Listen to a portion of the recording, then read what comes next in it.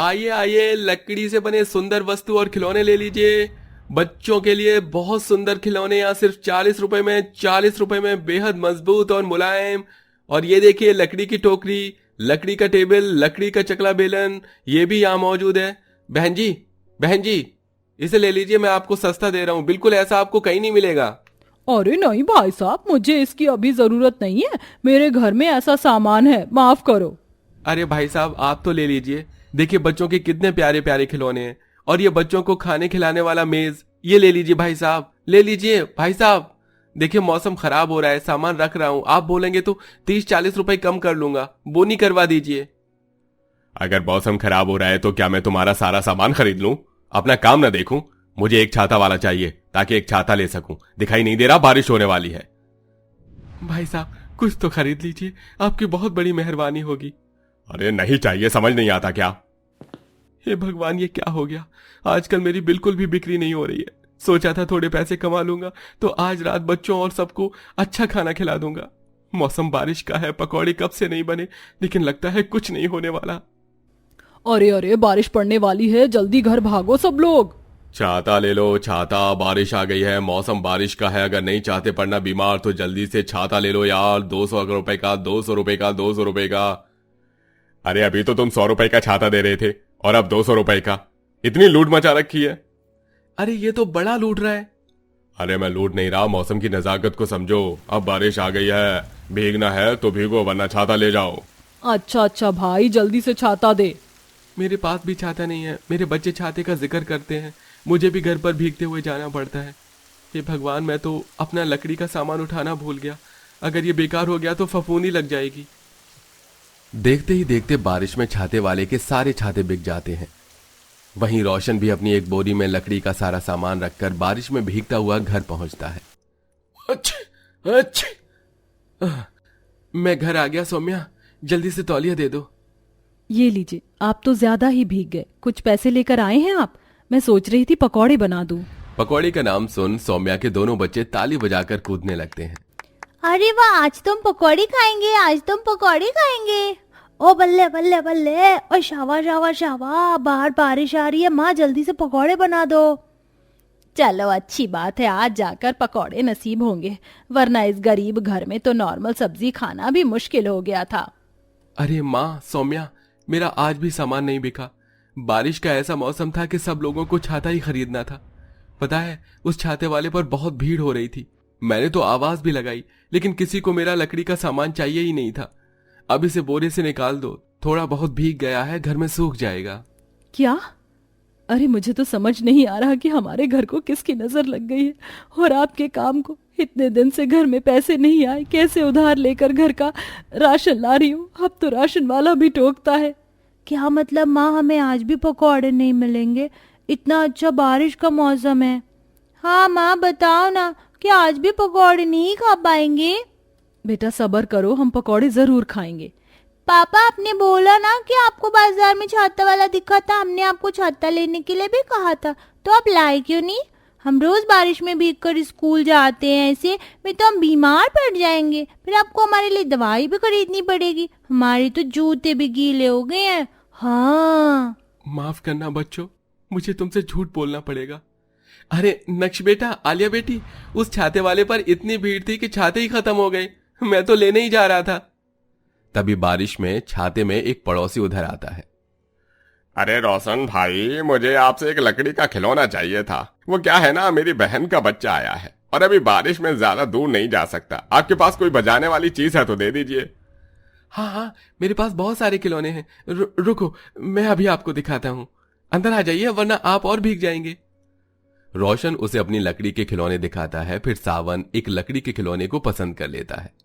हाँ जी, मुझे ये चाहिए। कितने का है? सावन भाई साहब, ये बस 100 रुपए का एक है। अरे भाई साहब, इतनी बारिश में आपके पास ये लेने आया हूँ, पास में रहकर आप इतने में दोगे? हैं? 80 रुपए है मेरे पास, देना है तो दे दो। अंकल, पापा बहुत मेहनत से खिलौने बनाते हैं, लकड़ी को घिसते घिसते उसे इतना सॉफ्ट कर देते ताकि छोटे बच्चों के लगे ना। आपको पूरे पैसे देने चाहिए। अरे आलिया बेटी, चुप, ऐसे नहीं बोलते, हमारी उनसे जान पहचान है ना। लीजिए भाई साहब, आप इतने में ही दे दीजिए। सावन 80 रुपए में ही अच्छा खिलौना लेकर चला जाता है। पापा आपने मुझे क्यों रोका? आपको इस खिलौने को बनाने में कितना वक्त लगा था? हाँ बेटा, पूरे 10 घंटे लगे थे, लेकिन अब मैं तुम्हें पकौड़े भी तो बनाकर खिला पाऊंगा। अगर इसके लिए भी मना कर देता तो ये भी पैसे हाथ में नहीं आते। मैं अभी आता हूँ बेसन लेकर। रोशन बारिश में ही बेसन लेने चला जाता है। आते वक्त उस बेसन में बारिश का पानी भर जाता है, जिससे वो बेकार हो जाता है। अजी ये क्या किया आपने? आपको ध्यान देना चाहिए था। बेसन में पानी भर गया, अगर छाता होता तो ये नौबत नहीं आती। कोई बात नहीं, मैं इसमें थोड़ा आटा डाल देती हूँ। जैसे तैसे उस बेसन में सौम्या आटा मिलाकर अपने गरीब परिवार के लिए पकौड़े बना देती है और सब लोग खाकर खुश हो जाते हैं। लेकिन स्वाद वैसा कहाँ मिलता है। बारिश के दिनों में रोशन का परिवार बहुत परेशान था।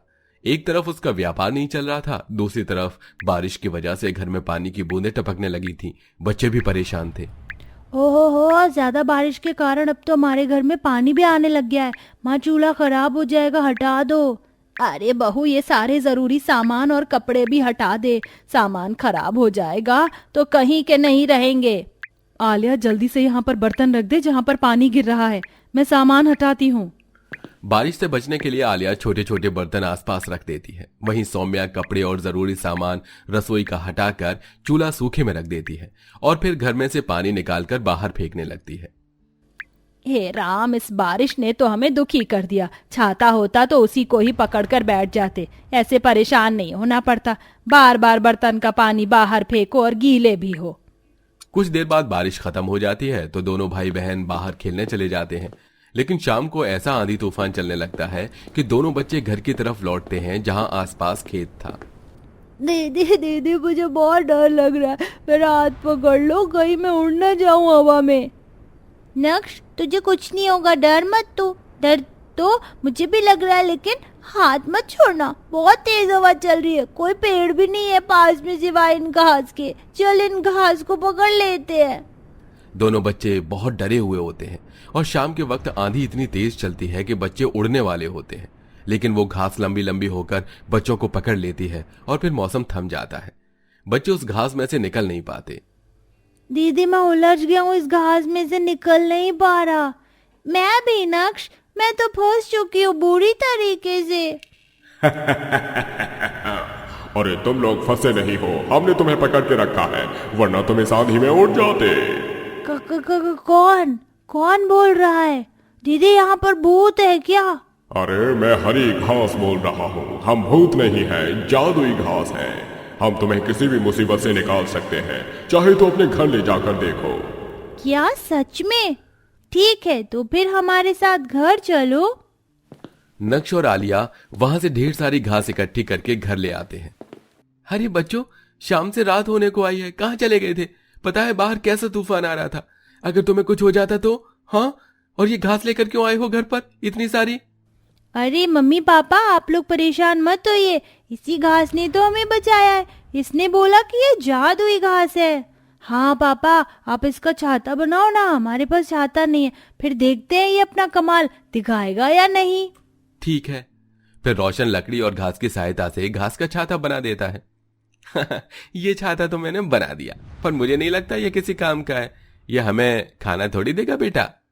तभी जादुई घास के छाते से चमचमाती रोशनी में ढेर सारा स्वादिष्ट खाना सामने आ जाता है, जिसे देख पूरा परिवार हैरान हो जाता है।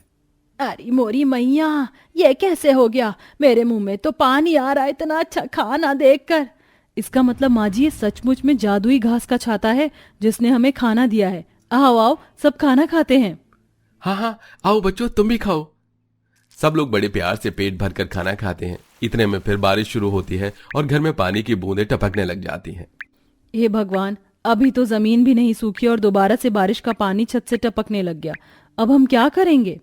आप लोग चिंता मत करो, मैं हूं ना। तभी जादुई रोशनी में छाता इतना बड़ा हो जाता है कि घर के अंदर की बारिश का पानी उस छाते पर जाते ही गायब हो जाता है और कुछ भी नहीं भीगता। अरे वाह, तुम तो सचमुच के जादुई घास वाले छाते हो। हाँ, ये तो तुमने बिल्कुल ठीक बोला। मैं तो तुम्हारे पापा का लकड़ी का सामान भी बिकवा दूंगा। अभी इसे सुखा देता हूँ। जादुई घास के छाते, मैं घास का बना छाता सबको बेचना चाहता हूँ। तुम उसमें मेरी मदद कर दो। ठीक है, तो आप पहले और घास लाकर छाता बना दो, फिर मैं अपना कमाल दिखाऊंगा। फिलहाल रात हो गई है। हाँ, सब सो जाओ। हाँ हाँ। सब लोग इतनी तेज बारिश के होते हुए भी जादुई छाते के अंदर सो जाते हैं और अगले दिन रोशन कहीं से घास लाकर छाता बना देता है और जादुई छाता उस पर अपना जादू करके उसे मजबूत बना देता है। इसके बाद बहुत सस्ते दाम पर सब लोग उसके छाते को खरीद कर उसकी आमदनी को बेहतर कर देते हैं, जिससे उसका परिवार अच्छे तरीके से खान पान कर पाता है और घर की आर्थिक स्थिति भी अच्छी हो जाती है।